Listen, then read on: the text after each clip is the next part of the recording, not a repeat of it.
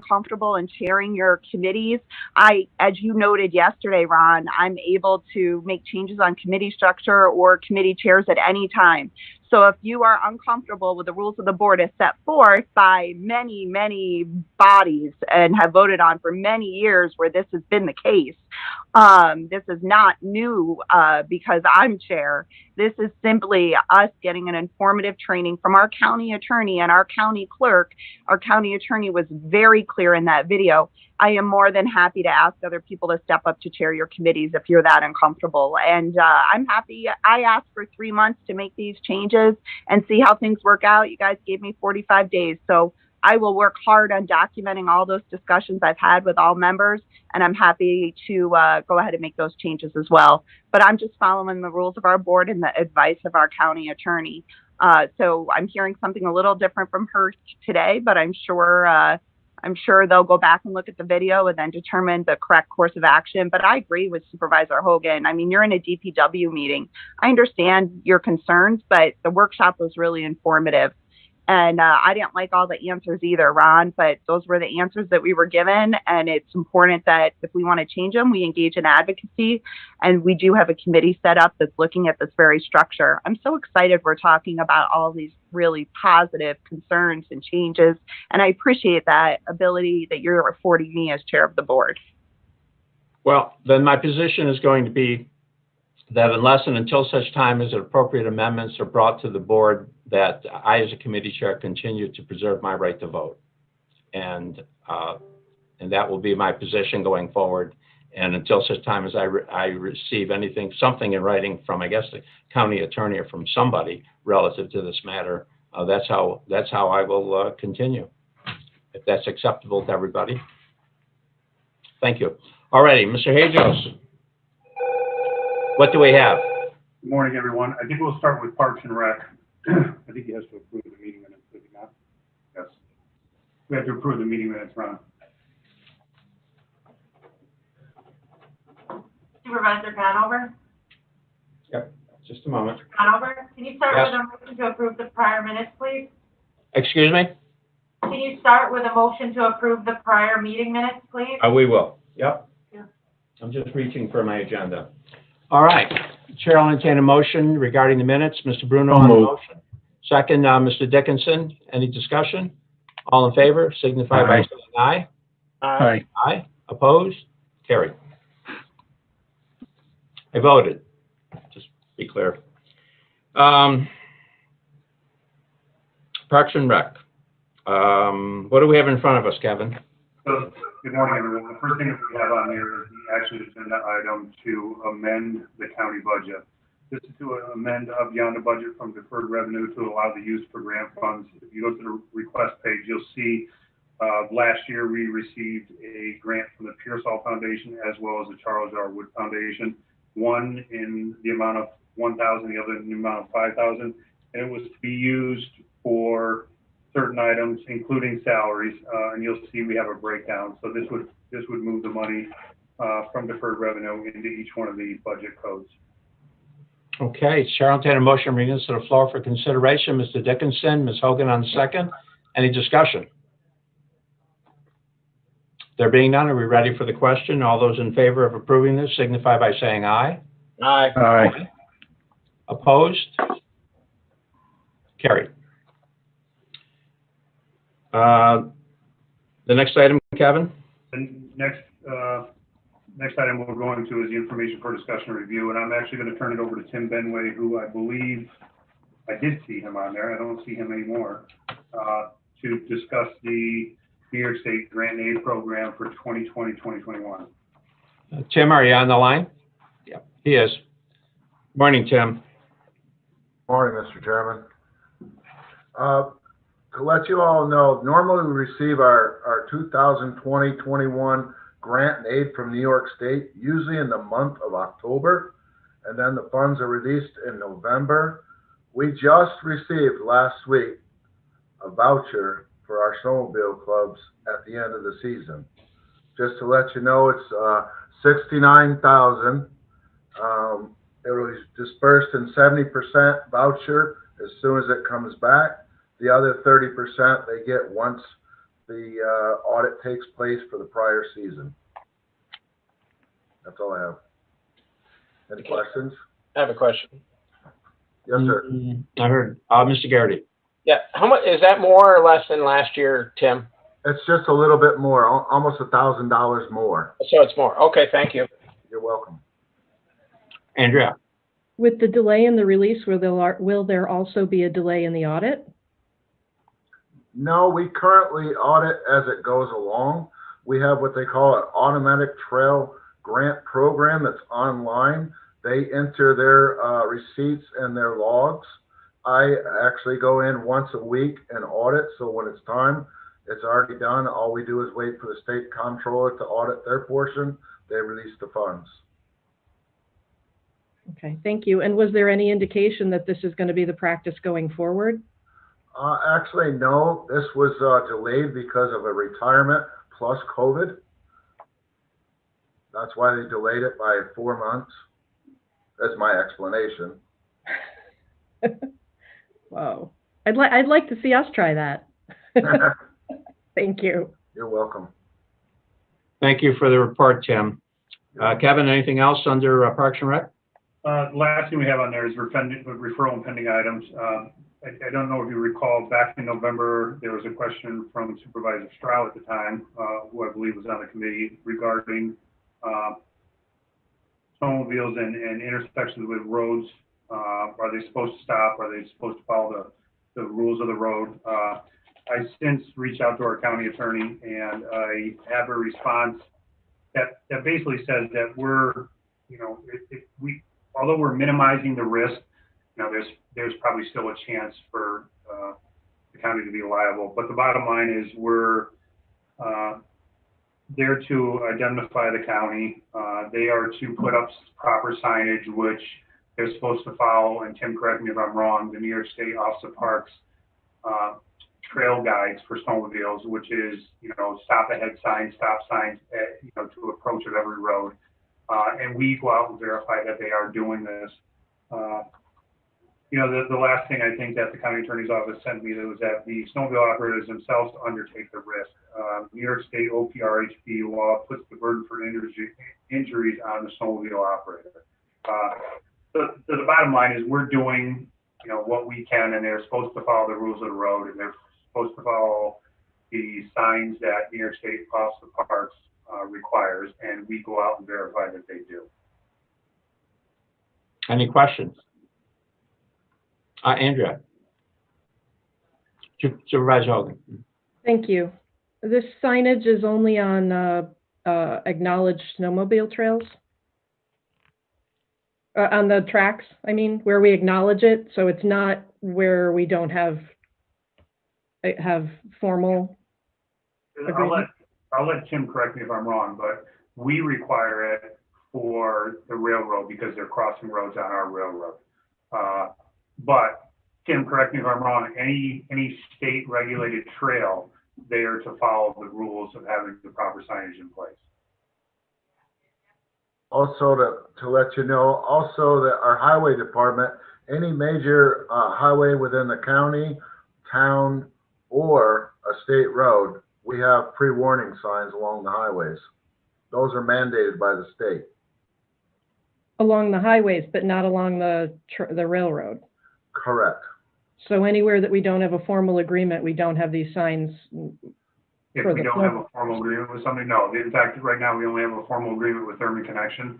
So in the Thurman Connection area, in the 4 miles of track that they use, this signage is in place. Correct.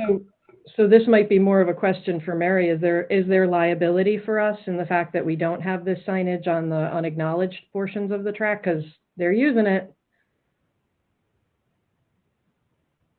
I'm actually not sure. I'm not the one who looked into this issue. I'm not sure who did from my office. I didn't know we sent. Okay. So I can have an answer for you next time if that works. Thank you. Fine. Mary, if you could get something out on that to the board, I'd appreciate it. Yes, of course. Right. Thank you. Anything else, Kevin? No, I think we can move into Public Works agenda. Okay. Without objection, we'll move into Public Works. What do we have? The first item, Kevin? The first item on the agenda, the first two items are notice of intent to fill vacant positions. As you know, last month I brought three HEO positions, which is our heavy equipment operators. Now I have the medium equipment operator. We promoted two into the HEOs. I haven't backfilled the third one yet, but this opened up two medium positions that I'd like to backfill. Chair will entertain a motion, bring this to the floor. Ms. Hogan, second. Mr. Garrity on the second. Can I- Discussion? Chairman, Questions? Ms. Hogan? Can I move 1 and 2 together? You most certainly can. Kevin, are you good with that? Okay. This is 1 and 2 together. Questions for Mr. Hajos? There being none, are we ready for the question? All those in favor of approving items 1 and 2? I'm sorry, Okay. Mr. Conover, who was your second on that motion? Mr. Garrity, Thank you. ready for the question? All those in favor of approving 1 and 2 signify by saying aye. Aye. Opposed? Carried. What do we have next, Kevin? The next item on the agenda is for a new contract, and this contract is for the application of pavement markings. As you know, typically, every 3 years, we renew this contract, providing that whoever the vendor may be extends for the second 2 years.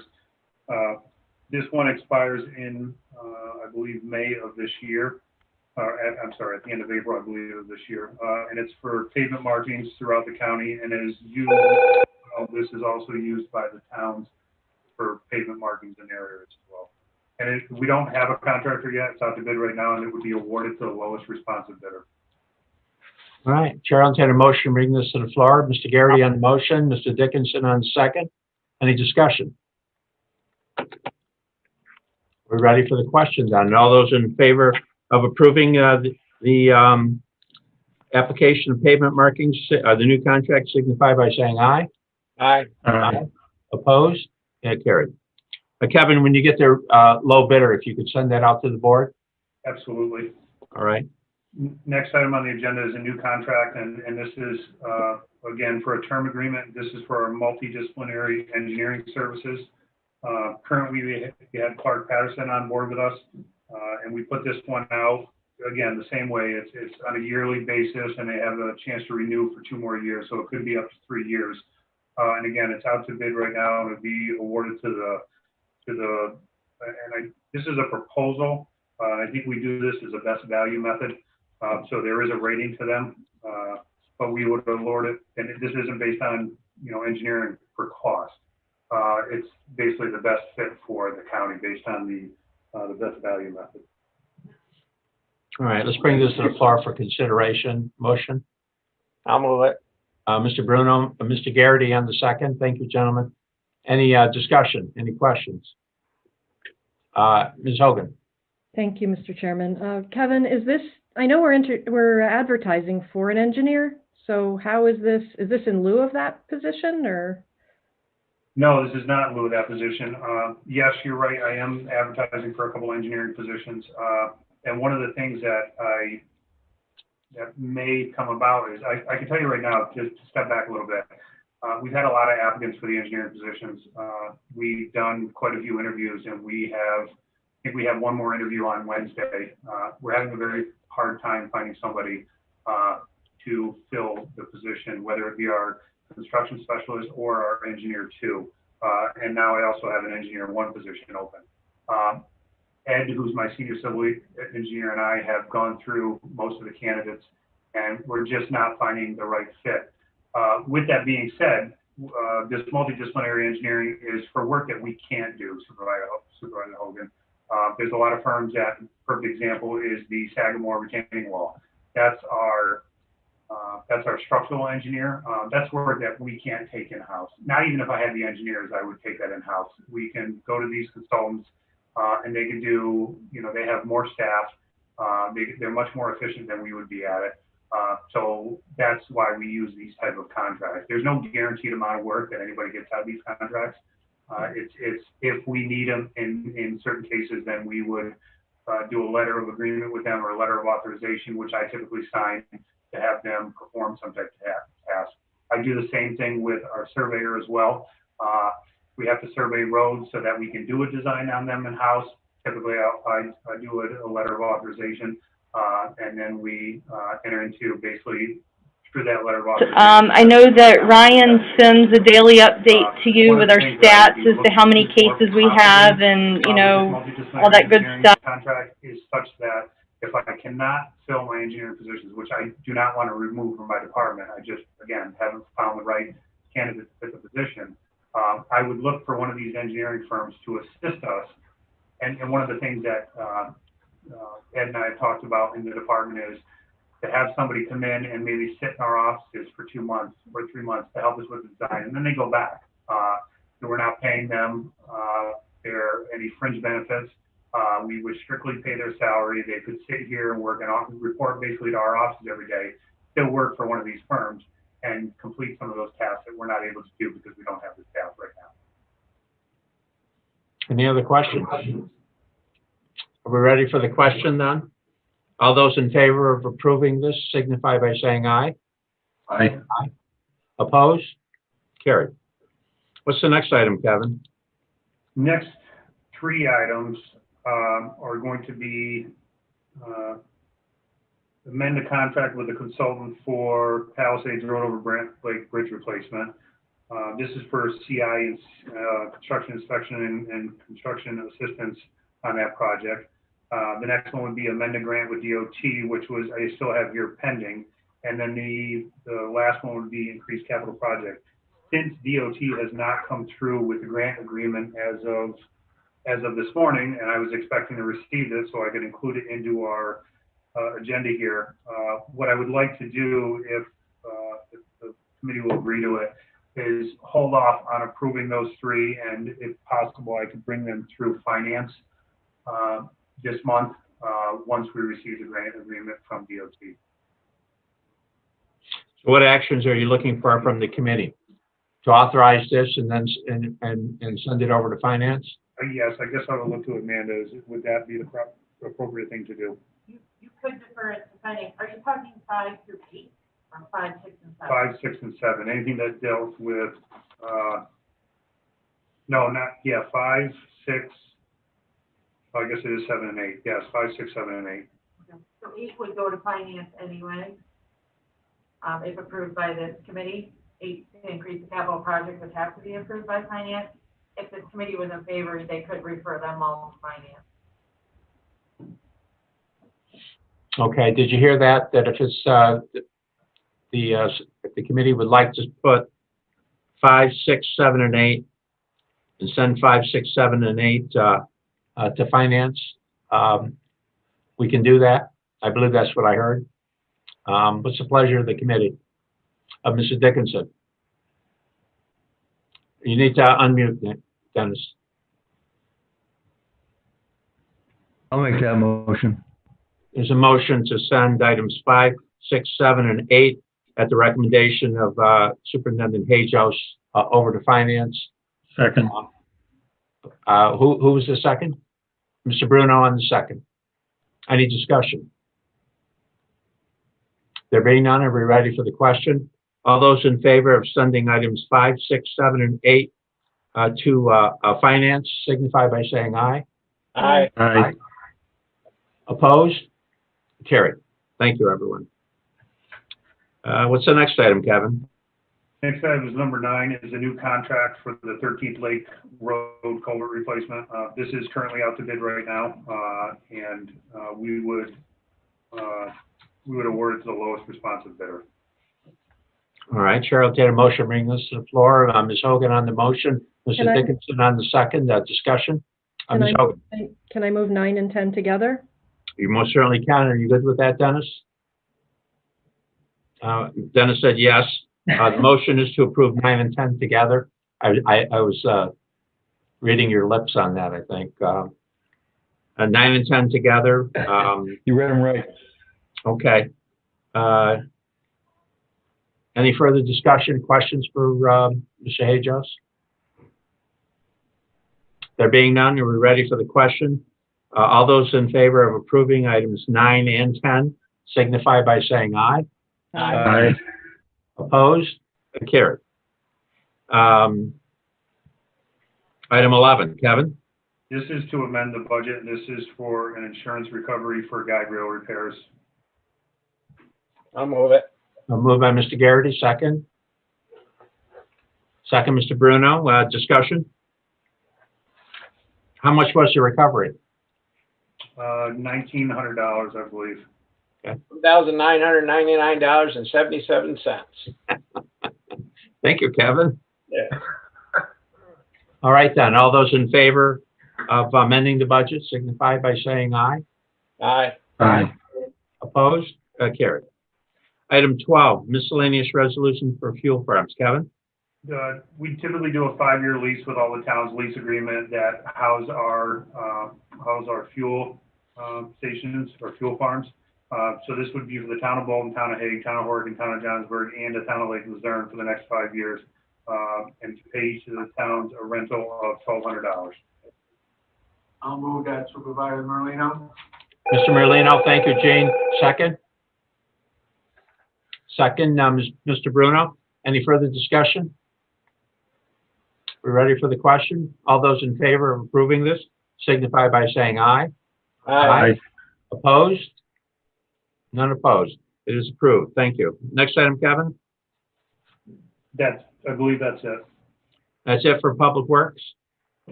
Yes. Very good. Now, if everyone can move into Solid waste. our solid waste agenda. What's first up, Kevin? So we have no action or agenda items, so we'll start with discussion items. So the first thing on there is the discussion for the local solid waste management plan. So we received, I want to say probably 3 or 4 comments back from New York State DEC on the solid waste management plan. I reached out to their representative at DEC. We had a long discussion. Basically, they say that our plan is just about there. They just wanted me to touch on our electronics a little bit more, and there was some minor other edits that they wanted us to do. So we're in the process of doing those edits right now. We will get them back next month. If we receive it back from DEC with approval, I will have a resolution to adopt the local solid waste management plan. Yes. The next item on there is, and I apologize to anybody who's online. I brought today with me 2 things: the job description that we discussed last month, as well as the waste hauler permit application for collection, transportation of solid waste and recyclable materials in Warren County. So the job description first, I reached out to a lot of my counterparts around New York State to determine what they had for positions under solid waste in their departments. I got a lot of feedback. Trish Nettinger in civil service actually did the same thing as well. So between Trish and I, we came up with a job description that her and I now have looked at, and she has given me approval on, which is called a solid waste recycling compliance coordinator. Basically, I will just kind of give the description of the position. It says that the position exists within Warren County Department of Public Works and involves responsibility for compliance, oversight of the management and handling by municipalities and businesses of solid waste and recyclables and process activities within Warren County. Duties include the administration of the county solid waste management plan, including but not limited to record keeping, assisting towns and their transfer stations, education of the public, permitting of haulers, and enforcement of local laws. The incumbent ensures that methods and procedures for solid waste collection, recycling, and disposal comply with statutes, rules, and regulations. The work is performed under the general supervision of the Superintendent of Public Works, with leeway allowed for the exercise of independent judgment in planning the details of activities and ensuring responsibility for results. Supervision over the work of others is not a responsibility of employees in this class. Just for the fact of the matter is, this is only going to be a one person kind of job underneath me to manage the solid waste. So again, Trish has looked at it. We have both kind of gone through. We added some requirements as far as the minimum qualifications, and now it's kind of in Jackie Figueroa's hands to determine what we feel the appropriate salary would be. So I don't have that number yet, and I'm actually not looking for necessarily approval for that. One of the things I am willing to do, since individuals who are online didn't get a copy of this, I'd be more than happy to send it out to them. The next item I have on the agenda or discussion items is permits.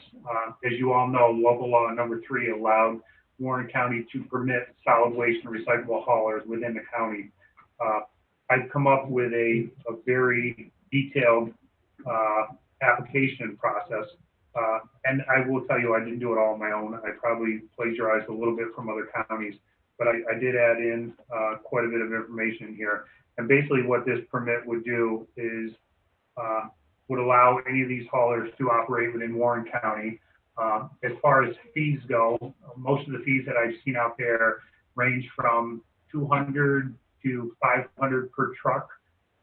And if there's more than one truck in the company, then they'll lower the rate to maybe, $200 or $175 or $150 per truck. I'm thinking of a fee of $200 for the first vehicle and $100 each additional vehicle that operates within Warren County. And then they would renew this every year. And if by January 15th of the following year that they had not renewed, then there'd be a $50 late fee on top of that. Again, I'm not necessarily looking for approval at this committee, but I would like to hand this out to all members to have them take a look at it and see if there's more questions that may come up. I did add insurance information but it's the standard information I think that we typically have. I would definitely reach out to the county attorney's office and make sure that they're on board with this as well. But I guess I will go really quickly down through the table of contents of what this would involve. It would involve the identifying the business or the applicant, the type of business, whether it's a corporation, sole proprietorship, or partnership. Any other licenses or permits that they have with any other counties and or with DEC, vehicle identification, days and hours of operation, workers' comp and disability, of course, would be part of it, physical, chemical nature of what waste they handle, pounds service, type of service provided, collection frequency, disposal of waste, certification of applicant, and then notarized certification. The last two things that I would have on there would be attachment 1, which would be the workman's comp and disability form instructions. And then attachment 2, which I'm still working on, is an annual report form that I would require from each one of these haulers. And that would be basically telling us, tonnage wise or gallons wise or whatever, how much recyclables they're picking up from the private residences right now, because we don't have that information. And that's information that is part of the local solid waste management plan that we want to include. So that's the extent of it. Again, I'm not looking for approval from this committee. I'm just looking for the committee to get their eyes on this and review it and then come back possibly next month with any questions. All righty. I noticed, Andrea? Ms. Hogan? Thank you. I just want to say I have taken the time to sit in on some of the meetings that Kevin has been in with the Zero Waste Committee, and he's doing a great job representing the county at these meetings. He's thoughtful, and I just want to say thank you, Kevin. You really represent us well. Thank you, Andrea. My comment on the job description is I think it's very well done. I like the basically you're looking for a four-year college type person, given or somebody with a 2-year degree in the appropriate areas that have 3 years of experience. So I think that's a fair balance between the two. Mr. Bruno. Thank you, Mr. Chairman. I had a call from a constituent last week who was concerned about an article they saw in the Post-Star. Now, I don't read the Post-Star, so I don't know, but it concerned solid waste and so allegedly additional costs. This may be what they were referring to, the new position, et cetera. And I explained to them that we are pretty much required to do some certain things, the questions we've had from these solid waste committees, et cetera, about monitoring the disposition of recyclables, where they go, yada, yada, which was, I think, the need or part of the impetus to create this position. Is that correct, Kevin? That was part of it. The Yeah. other part of it was enforcement. As you all know, that local law number 2 that I've discussed over and over again requires source separation of solid waste and recyclables. And the fact of the matter is, it's been brought to my attention, again, which I say that I don't have currently the staff to be able to do this, is that there are some solid waste collectors out there who are not separating. They're making excuses to say that that's going into different parts of the truck. But I actually have right now video that shows one instance where the recyclables and the solid waste are being put into the same side of the truck.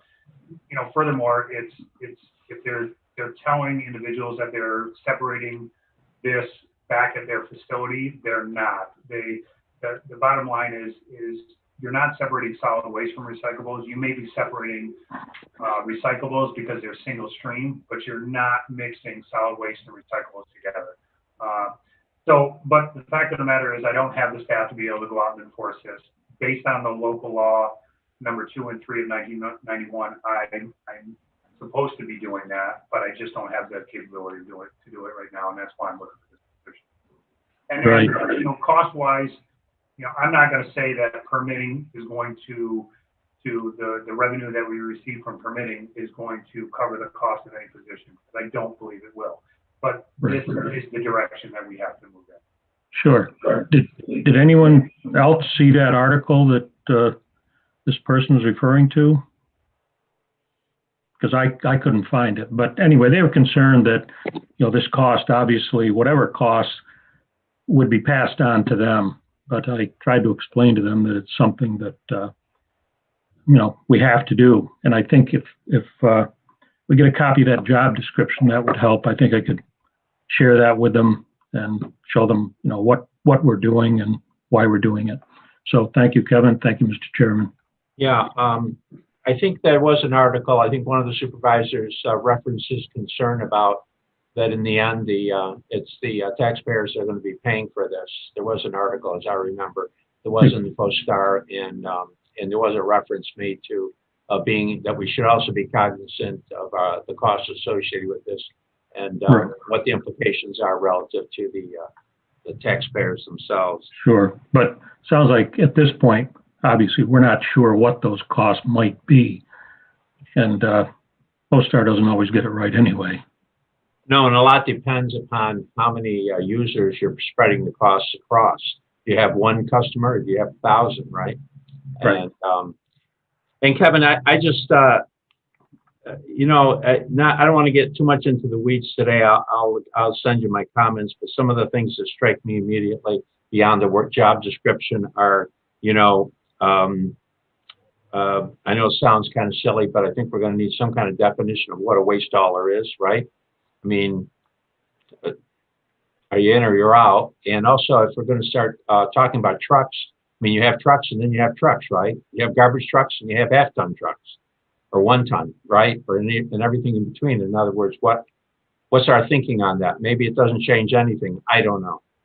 Because we do have people that pick up garbage for, you know, homeowner associations. I'm not saying they're picking up for a lot of people, but they might be groundskeepers, that kind of thing. And I don't know. Have you given any thought to that?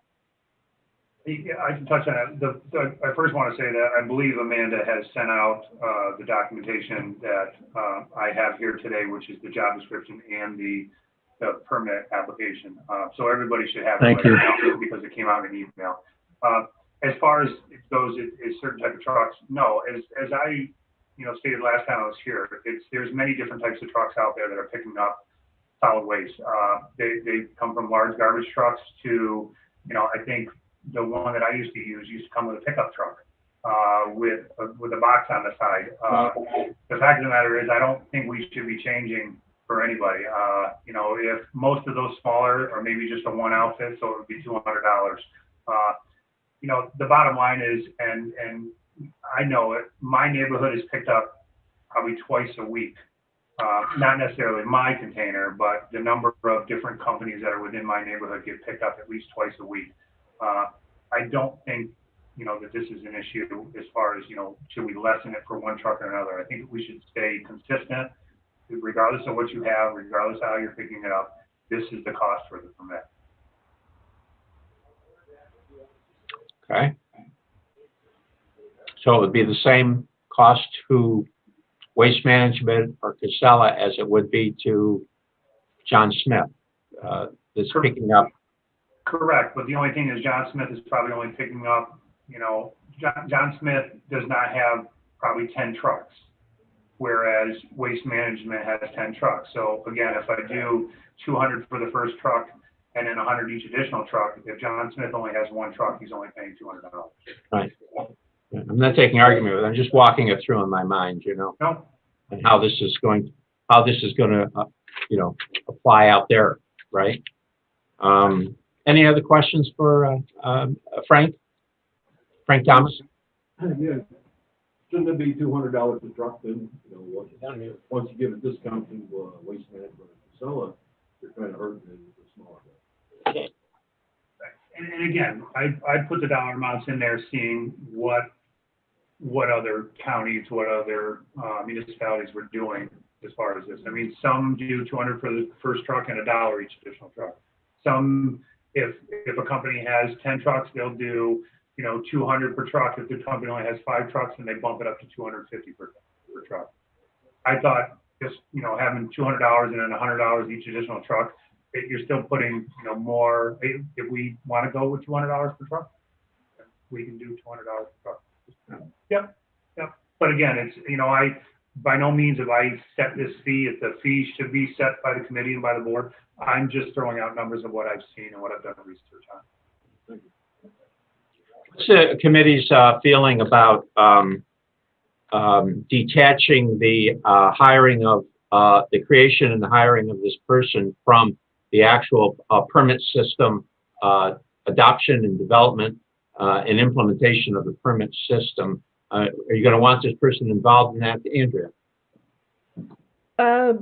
I think that without that person being involved in it, it would put an undue burden on somebody else. I mean, we are going to go to a permitting system eventually, right?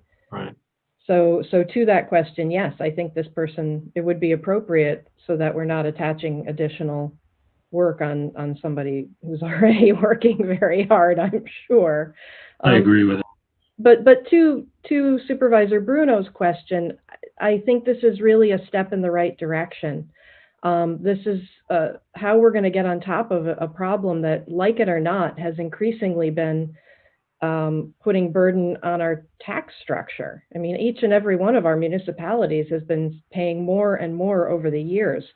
So whether you're paying it to the trucking company or you're paying it in taxes to your municipality, you're paying it. And hopefully, going down this path, we will partner that with good education for the public in reducing and recycling, and get these companies to actually dispose of the waste properly, and maybe overall we'll see a reduction. Mm-hmm. But you're paying it one way or another. Right. That's a bad fact. Kevin, were you thinking the same thing, that the creation of the position is, while related, is on a separate timeline from the actual permitting system itself? Yeah, I mean, the person who I get into the position, again, it's not just to enforce or do the permitting system. It's to, again, follow up on, as Andrew just alluded to, education. One of the components that I had in the local solid waste management plan was to start an educational component, and we're actually, I believe, at this point, looking at a grant from DEC for that. Of course, it would be a 50-50 grant. Then I could start, it's not just educating, the public and doing any type of media blast, using Don Lehman as a resource. It's to go out to businesses, go out to schools, when eventually we can get back into that. And I've been working with Up Beyond the Farms as well as Jim Lierum, that they'd be willing to assist us in this, is to start putting on programs so that the public knows. So again, this job is not just for a person to be in the place to do the permitting system. It's to do, everything that I have within the local solid waste management plan that's on a timeline or a task over the next 10 years. But this would be to assist towns as well.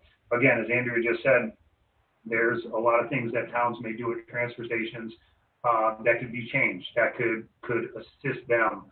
One of the things that I had in the local solid waste management plan was the pay-as-you-throw. I believe at this point, Mr. Garrity in Warrensburg is the only facility that does a pay-as-you-throw right now. I'm not sure that any of the other ones do. They may do it on just a bag case. But again, this person would assist all the towns as well, and maybe improving or doing something different with their transfer stations. Maybe, Kevin, you could just then run your sense of the timeline on this position. We have this job description in front of us today. The committee members, our board members, are going to give you their thoughts on it. Just run a quick timeline in your mind here. Sure. What I'd like to do is, by next committee, I would like to bring this position back for approval.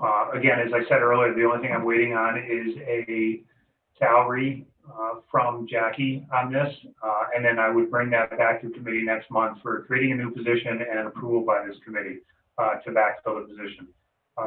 So I would like to get it in place by next month if possible. Meaning bring it in March and it'll be approved by April. In that amount of time, I think I will be also able to finalize this permitting application. I want to give the county attorney's office, get their review on it. So hopefully by that same time frame, maybe a month behind, that the application process the permit application process will be completed as well. Any comments on that timeline? Any thoughts on that? Anything else, Kevin? No, that's all I have. That's all he has for solid waste. And with that, I'll turn to, is it Don? Don, do we have anything from the YouTube? Yes, Chairman Conover, we do. We have some comments and questions. One from an MB Mylot, who agrees with Ms. Hogan that Mr. Hajos is doing a very thoughtful job regarding solid waste. Diane Collins also commented, we agree with Ms. Hogan, RE respect and appreciation for Kevin Hajos. Diane from the Zero Waste Committee. Diane also referred to the Post-Star article that was referenced by Supervisor Bruno, that the majority of comments to the article were about not trusting their efforts to recycle, as the private haulers were not source separating. And Ms. Collins also asked, just a thought, if consumers threw away less, private haulers could lessen accordingly. And that's the comment we have. All right, thank you. Any other business to come before the committee today? Brad, go right ahead. Thank you, Mr. Chairman. I've been holding off, from the beginning, and I have to say that I was really disappointed in the opening of Public Works today, Ron.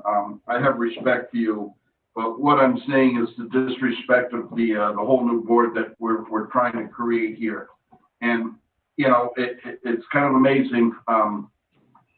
Andrea really put it out there, and I think we all been trying very hard to make all the changes that our chairperson has asked, and looking into them. And we did have a wonderful seminar put on by our attorney and Amanda. And then I'm sorry that you missed it, in explaining all this. But there's been a lot of outbursts and a lot of anger, and it seems to be coming from a certain group. And it just, to me, it's a shame that we can't allow our chairperson at least the 3 months that she has asked for to implement some changes and regroup and see what is working in and not. And I just needed to come out and say that. So thank you. You're welcome, Brad. You're welcome, Brad. Anyone else wishing to comment? There being none, challenge and a motion to adjourn. Motion to adjourn. We are adjourned, everyone. Thank you.